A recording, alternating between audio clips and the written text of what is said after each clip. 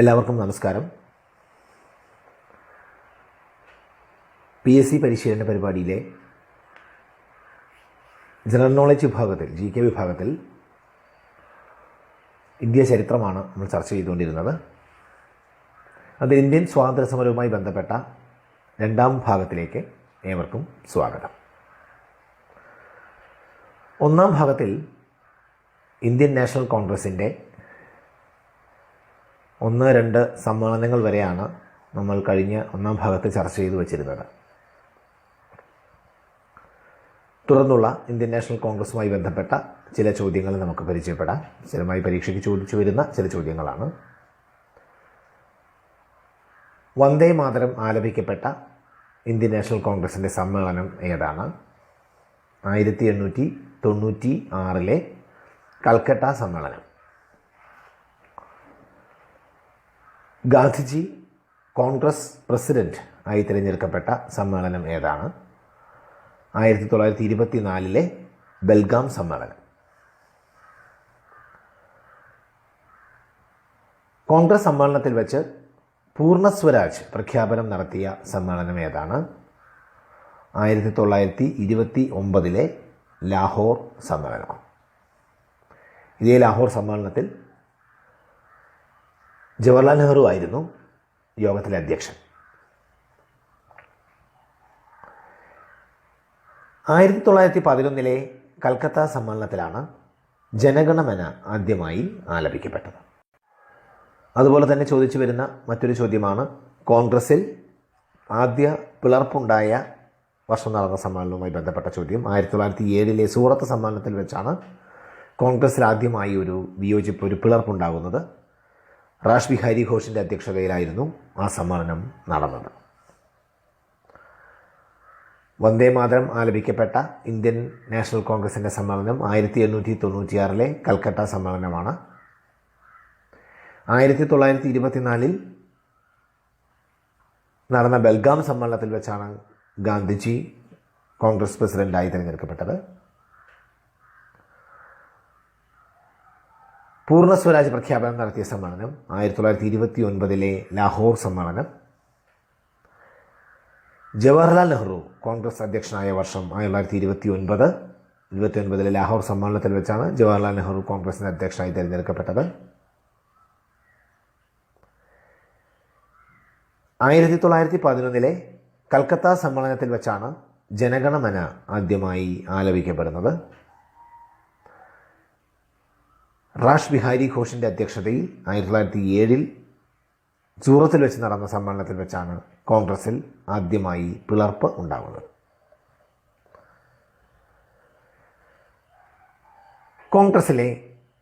കോൺഗ്രസിൻ്റെ ചില പ്രസിഡന്റുമാരെ കുറിച്ചുള്ള ചോദ്യങ്ങളാണ്. ഇനി പ്രസിഡന്റുമാരെ കുറിച്ചുള്ള ചോദ്യങ്ങൾ മാത്രമായി നമുക്കൊന്ന് പരിശോധിക്കാം.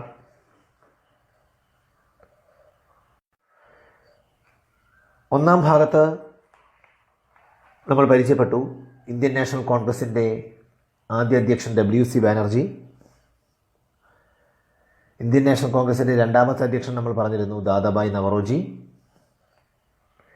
ഇന്ത്യൻ നാഷണൽ കോൺഗ്രസിൻ്റെ ആദ്യ മുസ്ലിം പ്രസിഡന്റ് ബദറുദ്ദീൻ തയ്യബ്ജി. ഇന്ത്യൻ നാഷണൽ കോൺഗ്രസിൻ്റെ ഇംഗ്ലീഷുകാരനായ ആദ്യ president George Yule. Indian national കോൺഗ്രസിലെ ആദ്യ മലയാളി പ്രസിഡന്റ് C. ശങ്കരൻ നായർ. നാളിതുവരെ ഇന്ത്യൻ നാഷണൽ കോൺഗ്രസിൻ്റെ പ്രസിഡന്റായ ഏക മലയാളിയും C. ശങ്കരൻ നായർ തന്നെയാണ്, ചേറ്റൂർ ശങ്കരൻ നായർ. ഇന്ത്യക്ക് സ്വാതന്ത്ര്യം ലഭിക്കുമ്പോൾ ഇന്ത്യൻ നാഷണൽ കോൺഗ്രസിൻ്റെ പ്രസിഡന്റ് JB കൃപലാനി. 2 തവണ ഇന്ത്യൻ നാഷണൽ കോൺഗ്രസിൻ്റെ പ്രസിഡന്റായ ഒരു വിദേശിയുണ്ട്. അദ്ദേഹത്തിൻ്റെ പേര് വില്യം വെഡർബൻ. ഇന്ത്യൻ നാഷണൽ കോൺഗ്രസിൻ്റെ ആദ്യ മുസ്ലിം പ്രസിഡന്റ് ബദറുദ്ദീൻ തയ്യബ്ജി. ഇന്ത്യൻ നാഷണൽ കോൺഗ്രസിൻ്റെ ഇംഗ്ലീഷുകാരനായ ആദ്യ പ്രസിഡന്റ് ജോർജ് യൂൾ. 1887 ചേർന്ന മദ്രാസ് സമ്മേളനത്തിൽ വെച്ചാണ് ബദറുദ്ദീൻ തയ്യബ്ജി ഇന്ത്യൻ നാഷണൽ കോൺഗ്രസിൻ്റെ പ്രസിഡന്റ് ആകുന്നത്. അദ്ദേഹമാണ് ഇന്ത്യൻ നാഷണൽ കോൺഗ്രസിൻ്റെ ആദ്യ മുസ്ലിം പ്രസിഡന്റ്. ഇന്ത്യൻ നാഷണൽ കോൺഗ്രസിൻ്റെ പ്രസിഡൻ്റായ ആദ്യ ഇംഗ്ലീഷുകാരൻ ജോർജ് യൂളാണ്. 1888 ചേർന്ന അലഹാബാദ് സമ്മേളനത്തിൽ വെച്ചാണ് അദ്ദേഹത്തെ തിരഞ്ഞെടുക്കുന്നത്. 1887 മദ്രാസ് സമ്മേളനത്തിൽ വെച്ചാണ് ബദ്രുദ്ദീൻ തയ്യബ്ജി ഇന്ത്യൻ നാഷണൽ കോൺഗ്രസിൻ്റെ പ്രസിഡൻ്റാകുന്നത്. അദ്ദേഹത്തിൻ്റെ ഒരു പ്രത്യേകത, അദ്ദേഹം ഇന്ത്യൻ നാഷണൽ കോൺഗ്രസിൻ്റെ പ്രസിഡൻ്റായ ആദ്യ മുസ്ലിം പ്രസിഡൻ്റാണ്, ആദ്യ മുസ്ലിം വ്യക്തിയാണ്. തൊട്ടടുത്ത വർഷം 1888 അലഹാബാദിൽ വെച്ച് ചേർന്ന സമ്മേളനമാണ് ജോർജ് യൂളിനെ കോൺഗ്രസിൻ്റെ പ്രസിഡൻ്റായി തിരഞ്ഞെടുക്കുന്നത്. അദ്ദേഹത്തിൻ്റെ പ്രത്യേകത, കോൺഗ്രസിൻ്റെ പ്രസിഡൻ്റാകുന്ന ആദ്യ ഇംഗ്ലീഷുകാരനാണ് ജോർജ് യൂൾ. ഇന്ത്യൻ നാഷണൽ കോൺഗ്രസിൻ്റെ രണ്ടാമത്തെ പ്രസിഡന്റ് നമ്മൾ പാഠഭാഗം 1 ചർച്ച ചെയ്തതാണ്, ദാദാഭായ് നവറോജി. ഇന്ത്യൻ നാഷണൽ കോൺഗ്രസിൻ്റെ ആദ്യ മലയാളി പ്രസിഡന്റ് സി ശങ്കരൻ നായർ, ചേറ്റൂർ ശങ്കരൻ നായർ. 1897 നടന്ന അമരാവതി സമ്മേളനത്തിൽ വെച്ചാണ് അദ്ദേഹത്തെ കോൺഗ്രസ് പ്രസിഡൻ്റായി തിരഞ്ഞെടുക്കുന്നത്. നാളിതുവരെ ഇന്ത്യൻ നാഷണൽ കോൺഗ്രസിൻ്റെ പ്രസിഡൻ്റായ ഏക മലയാളിയും അദ്ദേഹം തന്നെയാണ്. ഇന്ത്യക്ക് സ്വാതന്ത്ര്യം ലഭിക്കുന്ന സമയം ഇന്ത്യൻ നാഷണൽ കോൺഗ്രസിൻ്റെ പ്രസിഡൻ്റായിരുന്ന വ്യക്തി JB കൃപലാനി 2 തവണ ഇന്ത്യൻ നാഷണൽ കോൺഗ്രസിൻ്റെ പ്രസിഡൻ്റായ വിദേശി വില്യം വെഡർബൺ. ഈ പ്രസിഡന്റുമാരെ കുറിച്ചുള്ള കാര്യങ്ങൾ ഓർക്കുന്ന സമയം അവരുടെ വർഷം കൂടി ഓർക്കുക. വർഷം സ്ലൈഡിൽ കൊടുത്തിട്ടില്ല. ഇന്ത്യൻ നാഷണൽ കോൺഗ്രസിൻ്റെ ആദ്യ മുസ്ലിം പ്രസിഡന്റായി ബദ്രുദ്ദീൻ തയ്യബ്ജി തിരഞ്ഞെടുക്കപ്പെടുന്നത് 1887 മദ്രാസ് സമ്മേളനത്തിൽ വെച്ചാണ്. ജോർജ് യൂൾ 1888 അലഹാബാദ് സമ്മേളനത്തിൽ വെച്ചാണ്. അദ്ദേഹം ഇന്ത്യൻ നാഷണൽ കോൺഗ്രസിൻ്റെ ആദ്യ ഇംഗ്ലീഷുകാരനായ പ്രസിഡന്റാണ്. ഇന്ത്യൻ നാഷണൽ കോൺഗ്രസിൻ്റെ പ്രസിഡന്റായ ആദ്യ മലയാളി ചേറ്റൂർ ശങ്കരൻ നായർ, സി ശങ്കരൻ നായർ 1897 അമരാവതി സമ്മേളനത്തിൽ വെച്ചാണ് അദ്ദേഹം പ്രസിഡന്റായി തിരഞ്ഞെടുക്കപ്പെടുന്നത്. ഇന്ത്യൻ നാഷണൽ കോൺഗ്രസിൻ്റെ പ്രസിഡന്റായ ആദ്യ വനിത, ഇന്ത്യൻ നാഷണൽ കോൺഗ്രസിൻ്റെ പ്രസിഡന്റായ ആദ്യ വനിത ആനി ബെസന്റ്. ഇന്ത്യൻ നാഷണൽ കോൺഗ്രസിൻ്റെ പ്രസിഡന്റായ രണ്ടാമത്തെ വനിത സരോജിനി നായിഡു.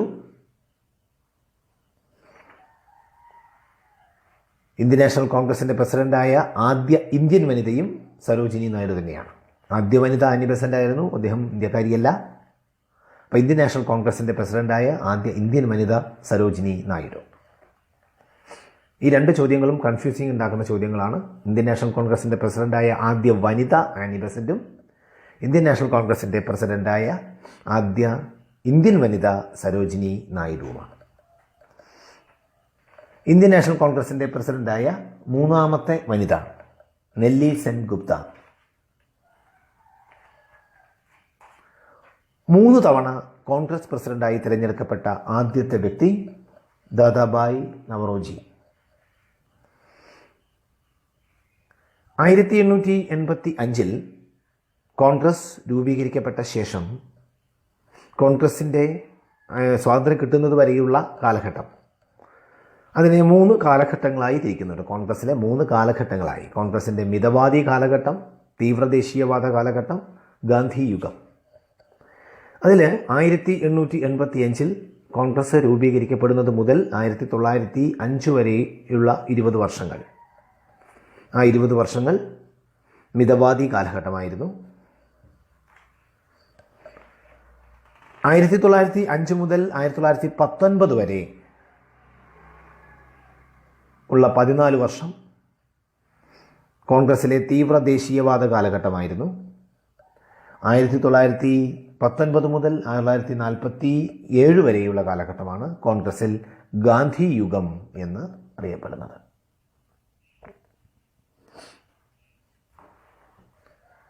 അപ്പോൾ ഇന്ത്യൻ നാഷണൽ കോൺഗ്രസിൻ്റെ ആദ്യ വനിതാ പ്രസിഡന്റ് ആനി ബെസന്റ്. പേര് പഠിക്കുന്നതിനോടൊപ്പം ആ വർഷം കൂടി പഠിച്ചു പോകുന്നത് നല്ലതാണ്. 1917 കൽക്കട്ട സമ്മേളനത്തിൽ വെച്ചാണ് ഇന്ത്യൻ നാഷണൽ കോൺഗ്രസിൻ്റെ ആദ്യ വനിതാ പ്രസിഡന്റായി ആനി ബെസന്റിനെ തിരഞ്ഞെടുക്കുന്നത്. ഇന്ത്യൻ നാഷണൽ കോൺഗ്രസിൻ്റെ രണ്ടാമത്തെ വനിതാ പ്രസിഡന്റ് സരോജിനി നായിഡു. 1925 കാൺപൂർ സമ്മേളനമാണ് സരോജിനി നായിഡുവിനെ ഇന്ത്യൻ നാഷണൽ കോൺഗ്രസിൻ്റെ പ്രസിഡന്റായി തിരഞ്ഞെടുക്കുന്നത്. ഇന്ത്യൻ നാഷണൽ കോൺഗ്രസിൻ്റെ പ്രസിഡന്റായ രണ്ടാമത്തെ വനിതയാണ് സരോജിനി നായിഡു.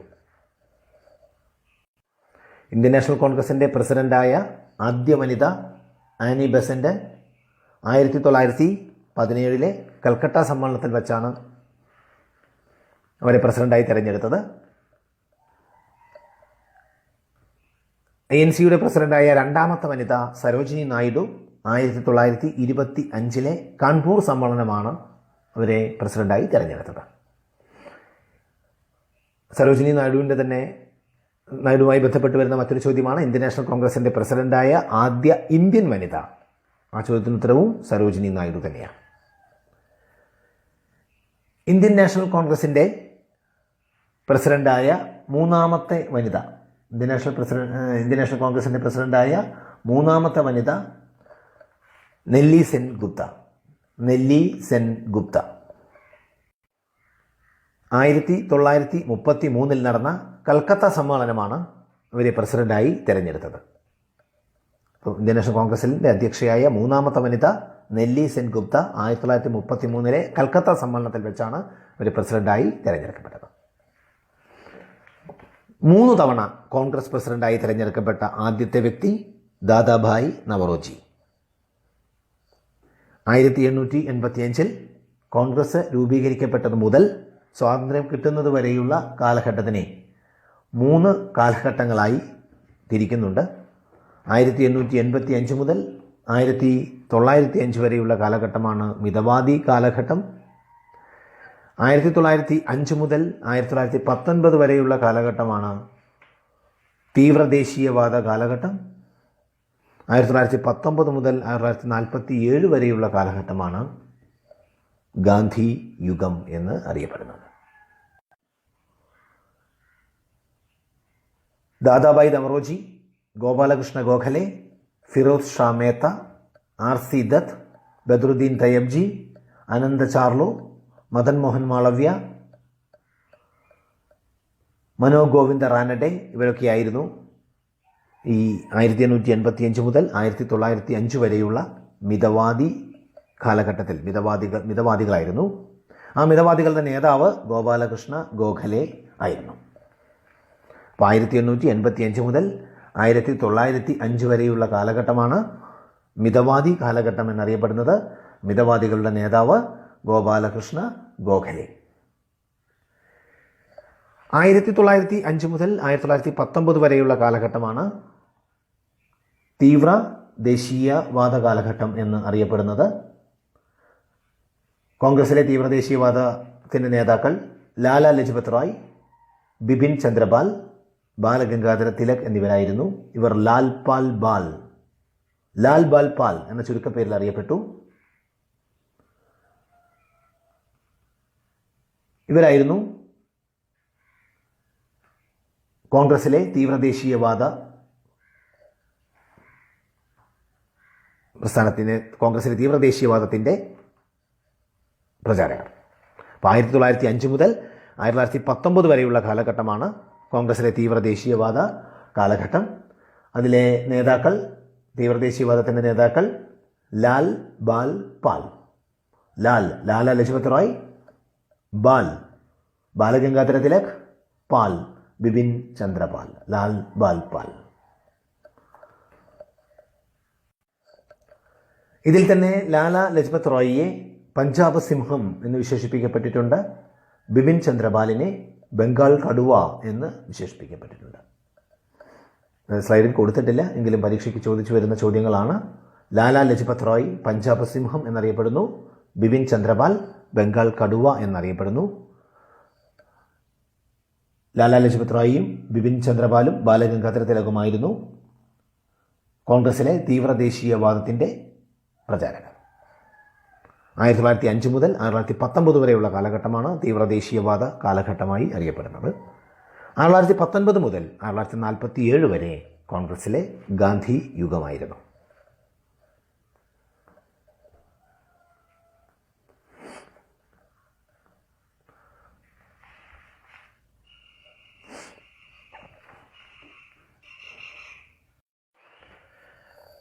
ഇന്ത്യൻ സ്വാതന്ത്ര്യസമരവുമായി ബന്ധപ്പെട്ട, ഇന്ത്യൻ ദേശീയ പ്രസ്ഥാനവുമായി ബന്ധപ്പെട്ട ചില നേതാക്കന്മാരെക്കുറിച്ചുള്ള കുറേ ചോദ്യങ്ങളാണ് നമുക്ക് പരിശോധിക്കാം. ആദ്യം ദാദാഭായ് നവറോജി. ഇന്ത്യയുടെ വന്ധ്യവയോധികൻ എന്നറിയപ്പെടുന്ന വ്യക്തിയാണ് Dadabhai Naoroji. 1886 East India Association രൂപീകരിച്ചു. ബ്രിട്ടീഷ് പാർലമെൻറ്റിൽ അംഗമായ ആദ്യ ഭാരതീയൻ ദാദാഭായ് നവറോജി. ആദ്യ ഏഷ്യക്കാരനും ദാദാഭായ് നവറോജി തന്നെയാണ്. ബ്രിട്ടനിലെ ഇന്ത്യയുടെ അനൗദ്യോഗിക പ്രതിനിധി ദാദാഭായ് നവറോജി. ഇന്ത്യയുടെ ദാരിദ്ര്യത്തിന് കാരണം ഇന്ത്യൻ സമ്പത്ത് ബ്രിട്ടൻ ചോർത്തുന്നതാണ് എന്ന് ആദ്യം വാദിച്ച് സ്ഥാപിച്ച നേതാവ് അദ്ദേഹമാണ്. ഇന്ത്യൻ സമ്പദ് വ്യവസ്ഥയുടെ പിതാവ് എന്നറിയപ്പെടുന്നതും ദാദാഭായ് നവറോജിയാണ്. ഇന്ത്യൻ ദേശീയതയുടെ പിതാവ് എന്നറിയപ്പെടുന്നതും അദ്ദേഹം തന്നെയാണ്. 3 തവണ ഇന്ത്യൻ നാഷണൽ കോൺഗ്രസിൻ്റെ പ്രസിഡൻ്റായി തിരഞ്ഞെടുക്കപ്പെട്ട വ്യക്തിയുമാണ് അദ്ദേഹം. ആദ്യമായി 3 തവണ ഇന്ത്യൻ നാഷണൽ കോൺഗ്രസിൻ്റെ പ്രസിഡൻ്റായി തിരഞ്ഞെടുക്കപ്പെട്ട വ്യക്തി ദാദാഭായ് നവറോജിയാണ്. 1886, 1893, 1906. അപ്പോൾ ഇന്ത്യയുടെ വന്ധ്യവയോധികൻ എന്നറിയപ്പെട്ടിരുന്നത് Dadabhai Naoroji. 1886 East India Association രൂപീകരിച്ചു. ബ്രിട്ടീഷ് പാർലമെൻറ്റിൽ അംഗമായ ആദ്യ ഏഷ്യക്കാരൻ അല്ലെങ്കിൽ ആദ്യ ഇന്ത്യക്കാരൻ ദാദാഭായ് നവറോജിയാണ്. ബ്രിട്ടീഷ് പാർലമെൻറ്റിലേക്ക് തിരഞ്ഞെടുക്കപ്പെട്ട ആദ്യത്തെ ഏഷ്യക്കാരൻ അല്ലെങ്കിൽ ആദ്യത്തെ ഇന്ത്യക്കാരൻ ദാദാഭായ് നവറോജിയാണ്. ബ്രിട്ടനിലെ ഇന്ത്യയുടെ അനൗദ്യോഗിക പ്രതിനിധി ആയിരുന്നു അദ്ദേഹം. ഇന്ത്യൻ ദേശീയതയുടെ പിതാവ്, ഇന്ത്യൻ സമ്പദ് വ്യവസ്ഥയുടെ പിതാവ് എന്ന പേരിലൊക്കെ അറിയപ്പെടുന്ന വ്യക്തിയാണ് ദാദാഭായ് നവറോജി. ഇന്ത്യയുടെ ദാരിദ്ര്യത്തിന് കാരണം ഇന്ത്യൻ സമ്പത്ത് ബ്രിട്ടൻ ചോർത്തുന്നതാണ് എന്ന് ആദ്യമായി വാദിച്ച് സ്ഥാപിച്ച ഇന്ത്യൻ നേതാവ് ഇദ്ദേഹമാണ്. 3 തവണയാണ് ഇദ്ദേഹം ഇന്ത്യൻ നാഷണൽ കോൺഗ്രസിൻ്റെ പ്രസിഡൻ്റായി തിരഞ്ഞെടുക്കപ്പെട്ടത്. 1886, 1893, 1906.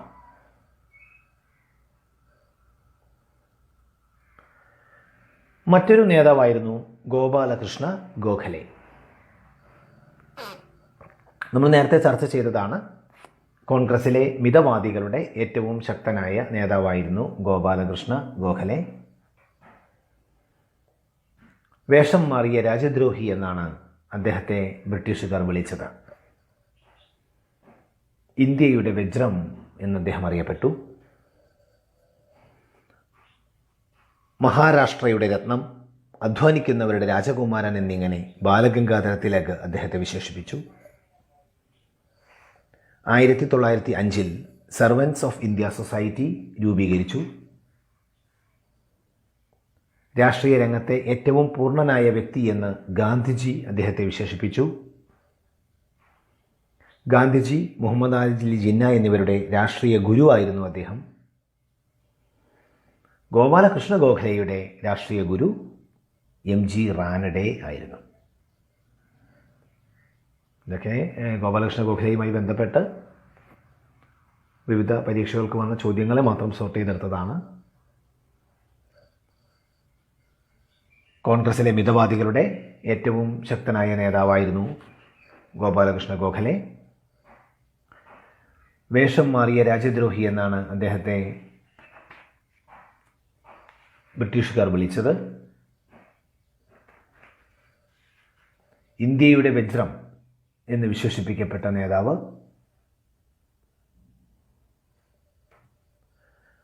മഹാരാഷ്ട്രയുടെ രത്നം, അതുപോലെ അധ്വാനിക്കുന്നവരുടെ രാജകുമാരൻ എന്നിങ്ങനെയാണ് ബാലഗംഗാധര തിലക് അദ്ദേഹത്തെ വിശേഷിപ്പിച്ചത്. 1905 സർവൻസ് ഓഫ് ഇന്ത്യ സൊസൈറ്റി എന്ന സംഘടനയ്ക്ക് രൂപം നൽകി. വിദ്യാഭ്യാസ പ്രചാരണമായിരുന്നു ഈ സംഘടനയുടെ ലക്ഷ്യം. രാഷ്ട്രീയ രംഗത്തെ ഏറ്റവും പൂർണ്ണനായ വ്യക്തിയെന്ന് ഗാന്ധിജി അദ്ദേഹത്തെ വിശേഷിപ്പിച്ചു. ഗാന്ധിജിയുടെയും മുഹമ്മദ് അലി ജിന്നയുടെയും ഒക്കെ രാഷ്ട്രീയ ഗുരു കൂടിയായിരുന്നു അദ്ദേഹം. രാഷ്ട്രീയ ഗുരുവായി അറിയപ്പെടുന്ന വ്യക്തിയാണ് ഗോപാലകൃഷ്ണ ഗോഖലെ.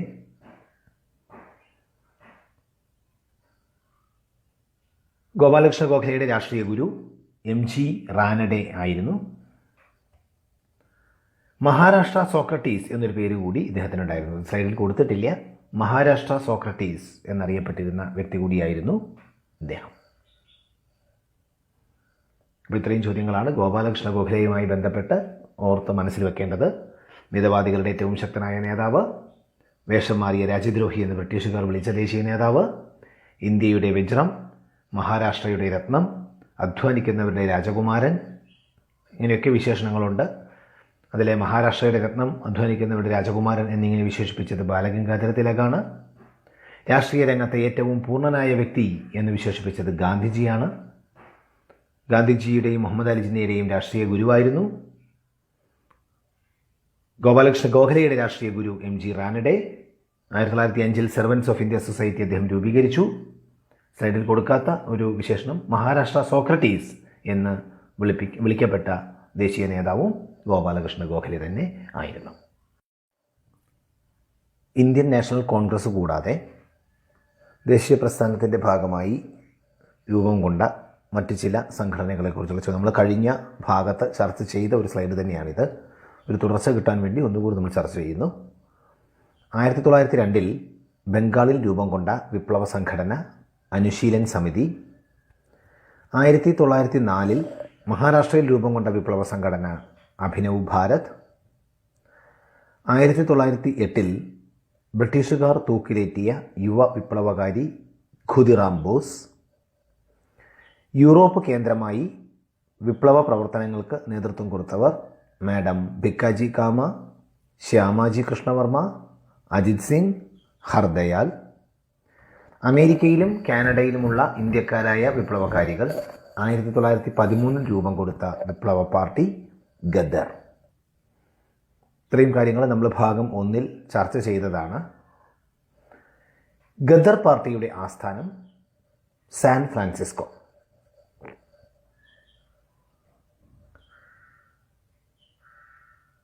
പിന്നെ ഇതിനു മുമ്പ് നമ്മൾ പറഞ്ഞിട്ടുള്ള ഒരു കാര്യമാണ്, ആദ്യമായി ഒരു മലയാളി ഇന്ത്യൻ നാഷണൽ കോൺഗ്രസ് പ്രസിഡൻ്റായ സമ്മേളനം 1897 അമരാവതി സമ്മേളനമാണ്. നമ്മൾ നേരത്തെ ചർച്ച ചെയ്തു. ചേറ്റൂർ ശങ്കരൻ നായരായിരുന്നു അതിൻ്റെ ആ യോഗത്തിൽ വെച്ച് പ്രസിഡൻ്റായി തിരഞ്ഞെടുക്കപ്പെട്ടത്.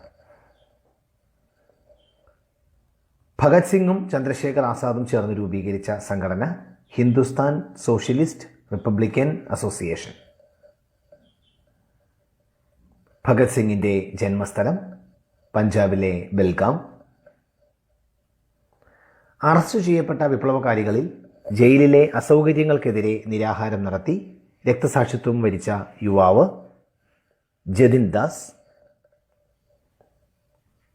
മിതവാദികളുടെ നേതാവ് നമ്മൾ നേരത്തെ ചർച്ച ചെയ്തു, ഗോപാലകൃഷ്ണ ഗോഖലെ.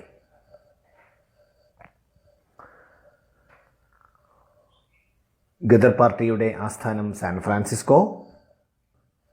ആദ്യമായി ഒരു മലയാളി ഇന്ത്യൻ നാഷണൽ കോൺഗ്രസ് പ്രസിഡന്റായ സമ്മേളനം അമരാവതി സമ്മേളനം. ഭഗത് സിംഗും ചന്ദ്രശേഖർ ആസാദും ചേർന്ന് രൂപീകരിച്ച സംഘടന Hindustan Socialist Republican association. 1928 Bhagat സിംഗും ചന്ദ്രശേഖർ ആസാദും ചേർന്ന് ഹിന്ദുസ്ഥാൻ സോഷ്യലിസ്റ്റ് റിപ്പബ്ലിക്കൻ അസോസിയേഷൻ രൂപീകരിച്ചത്. വർഷങ്ങൾ കൂടി ഇതിൻ്റെ കൂടെ പഠിച്ചു പോവുക. അതുപോലെ തന്നെ നമ്മൾ നേരത്തെ മുൻപ് പറഞ്ഞ ഗദർ പാർട്ടി 1915 ഫെബ്രുവരി 21 ഒരു അട്ടിമറി നടത്താൻ വേണ്ടിയുള്ള തീയതിയായിട്ടൊക്കെ നിശ്ചയിക്കുകയുണ്ടായി. അതും ഒരു പരീക്ഷയ്ക്ക് ചോദിച്ചു കണ്ടിട്ടുണ്ട്. ഇന്ത്യയിൽ അട്ടിമറി നടത്താനുള്ള തീയതിയായി ഗദർ പ്രസ്ഥാനം നിശ്ചയിച്ച തീയതി ഏതാണ് എന്ന്. 1915 ഫെബ്രുവരി 21 ആ തീയതി. 1913 അമേരിക്കയിലും കാനഡയിലുമുള്ള വിപ്ലവകാരികൾ ചേർന്ന് ഗദർ പാർട്ടിക്ക് രൂപം കൊടുത്തത്. 1915 ഫെബ്രുവരി 21 ഇന്ത്യയിലൊരു അട്ടിമറി നടത്താൻ വേണ്ടി അവർ തീരുമാനിച്ചു. ചോദ്യം കൂടി ചോദിച്ചു കണ്ടിട്ടുണ്ട്. അപ്പോൾ നമ്മൾ പറഞ്ഞു വന്നത് ഭഗത് സിംഗും ചന്ദ്രശേഖർ ആസാദും ചേർന്ന് രൂപീകരിച്ച സംഘടന ഹിന്ദുസ്ഥാൻ സോഷ്യലിസ്റ്റ് റിപ്പബ്ലിക്കൻ അസോസിയേഷൻ. 1928 ആ സംഘടന രൂപീകരിച്ചത്. ഭഗത് സിംഗിൻ്റെ ജന്മസ്ഥലം പഞ്ചാബിലെ ബെൽഗാം.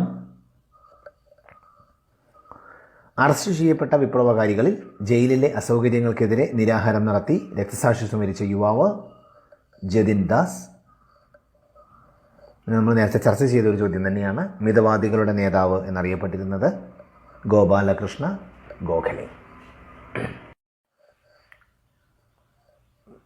ഇന്ത്യയിലെ മറ്റ് ചില ദേശീയ നേതാക്കളുമായി ബന്ധപ്പെട്ട ചില ചോദ്യങ്ങളെ നമുക്ക് പരിചയപ്പെടാം. പരീക്ഷയ്ക്ക് ചോദിച്ചു കണ്ടിട്ടുള്ള ചില ചോദ്യങ്ങളാണ്. ഇന്ത്യയുടെ നവോത്ഥാന നായകൻ എന്നറിയപ്പെടുന്ന വ്യക്തി ആര്? രാജാറാം മോഹൻ റോയ്. നമുക്കറിയുന്നതാണ്, സതി നിരോധനത്തിനായി യത്നിച്ച സാമൂഹ്യ പരിഷ്കർത്താവാണ് രാജാറാം മോഹൻ റോയ്. 1829 സതി നിർത്തലാക്കിയത്.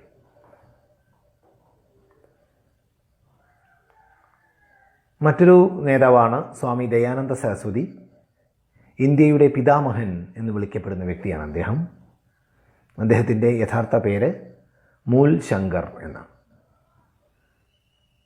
സത്യാർത്ഥ പ്രകാശം എന്നത് അദ്ദേഹത്തിൻ്റെ കൃതിയാണ്. അത് സ്ഥിരം ചോദിക്കാറുണ്ട്. സത്യാർത്ഥ പ്രകാശം എന്ന കൃതിയുടെ കർത്താവ് ആര്? ദയാനന്ദ സരസ്വതി. അതുപോലെ തന്നെ സ്ഥിരം ചോദ്യങ്ങൾ ചോദിച്ചു വരുന്ന മറ്റൊരു നേതാവാണ് സ്വാമി വിവേകാനന്ദനുമായി ബന്ധപ്പെട്ട ചോദ്യങ്ങൾ. സ്വാമി വിവേകാനന്ദൻ്റെ ബാല്യകാലത്തിലെ പേര് നരേന്ദ്രനാഥ ദത്ത എന്നായിരുന്നു. അദ്ദേഹത്തിൻ്റെ ജന്മദിനം ജനുവരി 12 ദേശീയ യുവജന ദിനമായി ആചരിച്ചു വരുന്നു. അദ്ദേഹത്തിൻ്റെ ജീവചരിത്രമൊക്കെ നമ്മൾ ചെറിയ ക്ലാസ്സിൽ പഠിച്ചിട്ടുള്ളതാണ്. ചിക്കാഗോവിൽ നടന്ന ലോകമത സമ്മേളനത്തിൽ, ലോകമത പാർലമെൻറ്റിൽ സ്വാമി വിവേകാനന്ദൻ പങ്കെടുത്തു, അഭിസംബോധന ചെയ്യുകയുണ്ടായി. ആ വർഷം സ്ഥിരം ചോദിച്ചു കാണുന്നുണ്ട് പരീക്ഷയ്ക്ക്. 1893. ഇന്ത്യയുടെ നവോത്ഥാന നായകൻ എന്നറിയപ്പെടുന്നത് രാജാറാം മോഹൻ റോയ്.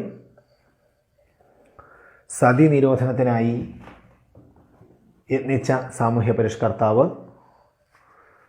രാജാറാം മോഹൻ റോയ്. സതി നിർത്തലാക്കിയ വർഷം 1829. ഇന്ത്യയുടെ പിതാമഹൻ എന്നറിയപ്പെടുന്നത് സ്വാമി ദയാനന്ദ സരസ്വതി. ദയാനന്ദ സരസ്വതിയുടെ യഥാർത്ഥ പേര് മൂൽ ശങ്കർ. അദ്ദേഹത്തിൻ്റെ ഒരു കൃതിയാണ് സത്യാർത്ഥ പ്രകാശം. സ്വാമി വിവേകാനന്ദൻ്റെ ബാല്യകാലത്തെ പേര് നരേന്ദ്രനാഥ ദത്ത. സ്വാമി വിവേകാനന്ദൻ്റെ ജന്മദിനം ജനുവരി 12 ഇപ്പോൾ ദേശീയ യുവജന ദിനമായി ആചരിച്ചു വരുന്നു. ചിക്കാഗോവിൽ നടന്ന ലോകമത പാർലമെൻറ്റിൽ സ്വാമി വിവേകാനന്ദൻ പങ്കെടുത്ത വർഷം 1893. രാജാറാം മോഹൻ റോയ് സ്ലൈഡിൽ കൊടുത്തിട്ടില്ല, എങ്കിലും അതുമായിട്ട് ബന്ധപ്പെട്ട 1-2 ചോദ്യങ്ങൾ കൂടി നമുക്ക് ചർച്ച ചെയ്യാം. രാജാറാം മോഹൻ റോയ് സ്ഥാപിച്ച ഒരു പ്രസ്ഥാനമുണ്ട്, ആത്മീയ സഭ. 1815 കൽക്കട്ടയിൽ ആസ്ഥാനമായിട്ടാണ് അത് സ്ഥാപിച്ചത്. അതുപോലെ തന്നെ രാജാറാം മോഹൻ റോയ് സ്ഥാപിച്ച മറ്റൊരു പ്രസ്ഥാനമാണ് ബ്രഹ്മസമാജം. 1828 കൽക്കട്ട ആസ്ഥാനമാക്കി തന്നെയാണ് രാജാറാം മോഹൻ റോയ് ബ്രഹ്മസമാജം സ്ഥാപിച്ചത്. അപ്പോൾ രാജാറാം മോഹൻ റോയ് സ്ഥാപിച്ച 2 പ്രസ്ഥാനങ്ങളാണ് ആത്മീയ സഭയും ബ്രഹ്മസമാജവും. രണ്ടിൻ്റെയും ആസ്ഥാനം കൽക്കട്ടയായിരുന്നു. 1815 ആത്മീയ സഭയും 1828 ബ്രഹ്മസമാജവും സ്ഥാപിച്ചു. വർഷങ്ങൾ ഒരിക്കൽ കൂടി ഓർക്കുക. 1815 ആത്മീയ സഭയും 1828 ബ്രഹ്മസമാജവും സ്ഥാപിച്ചു. അതുപോലെ നമ്മളിപ്പോൾ ഇവിടെ ചർച്ച ചെയ്ത സ്വാമി ദയാനന്ദ സരസ്വതി, മൂൽശങ്കർ എന്ന യഥാർത്ഥ പേരുള്ള സ്വാമി ദയാനന്ദ സരസ്വതി, അദ്ദേഹം സ്ഥാപിച്ച ഒരു പ്രസ്ഥാനമാണ് ആര്യ സമാജം. 1875 ബോംബെ ആസ്ഥാനമായിട്ടാണ് ആര്യ സമാജം സ്ഥാപിച്ചത്. നമുക്ക് കൺഫ്യൂസിങ് വരുന്ന ഒരു രണ്ടെണ്ണം ബ്രഹ്മസമാജവും ആര്യസമാജവുമാണ്. അതിൽ ബ്രഹ്മസമാജം നമ്മൾ നേരത്തെ പറഞ്ഞു 1828 രാജാറാം മോഹൻ റോയ് കൽക്കട്ടയിൽ സ്ഥാപിച്ചതാണ്. ആര്യസമാജമാണ് സ്വാമി ദയാനന്ദ സരസ്വതി സ്ഥാപിച്ചത്. 1875 ബോംബെയിൽ സ്ഥാപിച്ചു.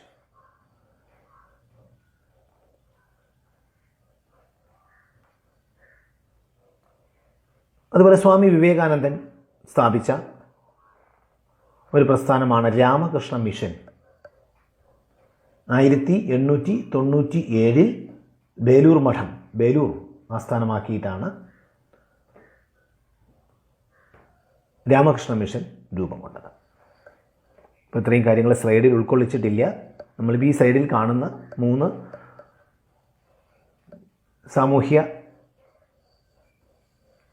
നേതാക്കൾ രൂപം കൊടുത്ത പ്രസ്ഥാനങ്ങളെക്കുറിച്ചുള്ള ചോദ്യങ്ങളാണ് നമ്മളിപ്പോൾ ചർച്ച ചെയ്തത്. സ്ലൈഡിൽ ഇല്ലാത്ത കുറച്ച് ചോദ്യങ്ങളാണ്. രാജാറാം മോഹൻ റോയ് രൂപം കൊടുത്ത 2 പ്രസ്ഥാനങ്ങളാണ് ആത്മീയ സഭയും ബ്രഹ്മസമാജവും. 1815 ആത്മീയ സഭയും 1828 ബ്രഹ്മസമാജവും കൽക്കട്ട ആസ്ഥാനമായി രൂപം കൊടുത്തു. സ്വാമി ദയാനന്ദ സരസ്വതി രൂപം കൊടുത്ത പ്രസ്ഥാനമാണ് ആര്യ സമാജം. 1875 ബോംബെ ആസ്ഥാനമായിട്ടാണ് സ്വാമി ദയാനന്ദ സരസ്വതി ആര്യ സമാജം രൂപം കൊടുത്തത്. സ്വാമി വിവേകാനന്ദൻ രൂപം കൊടുത്ത പ്രസ്ഥാനമാണ് രാമകൃഷ്ണ മിഷൻ. 1897 ബേലൂരായിരുന്നു അതിൻ്റെ ആസ്ഥാനം. ഇപ്പോഴും ബേലൂർ മഠം തന്നെയാണ് രാമകൃഷ്ണ മിഷൻ്റെ ആസ്ഥാനമായി പ്രവർത്തിച്ചു വരുന്നത്. അപ്പോൾ ഇന്ത്യൻ ദേശീയതയെക്കുറിച്ചുള്ള, ഇന്ത്യൻ സ്വാതന്ത്ര്യ സമരവും ദേശീയതയെക്കുറിച്ചുള്ള കൂടുതൽ ചോദ്യങ്ങളെ നമുക്ക് അടുത്തുള്ള തുടർഭാഗങ്ങളിൽ നമുക്ക് പരിചയപ്പെടാം. എല്ലാവർക്കും നന്ദി.